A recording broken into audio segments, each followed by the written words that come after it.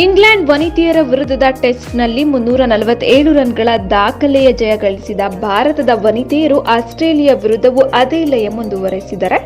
ಏಕೈಕ ಟೆಸ್ಟ್ ಪಂದ್ಯದ ಸರಣಿಯನ್ನ 8 ವಿಕೆಟ್ಗಳಿಂದ ಗೆದ್ದಿದ್ದಾರೆ. ಬ್ಯಾಟಿಂಗ್ ಹಾಗೂ ಬೌಲಿಂಗ್ನಲ್ಲಿ ಅದ್ಭುತ ಪ್ರದರ್ಶನ ತೋರಿದ ವನಿತೆಯರು ಕಾಂಗೂರು ಪಡೆಯನ್ನ 4 ದಿನದಲ್ಲಿ ಹೊಸಕಿ ಹಾಕಿ ಮೊದಲ ಜಯ ದಾಖಲಿಸಿದ್ದಾರೆ. ಮೊದಲ ಇನ್ನಿಂಗ್ಸ್ನಲ್ಲಿ ಪೂಜಾ ವಸ್ತ್ರಾಕರ್ ಮತ್ತು ಸ್ನೇಹಾ ರಾಣಾ ದಾಳಿಗೆ ಸಿಲುಕಿದ ಆಲಿಸಾ ಹೀಲಿ ನೇತೃತ್ವದ ತಂಡ 219 ರನ್ಗೆ ಆಲ್ಔಟ್ ಆಗಿತ್ತು. ಬಳಿಕ ದಿಟ್ಟ ಪ್ರದರ್ಶನ ನೀಡಿದ ಭಾರತ 406 ರನ್ ಗಳಿಸಿ 187 ರನ್ಗಳ ಮುನ್ನಡೆ ಸಾಧಿಸಿತು.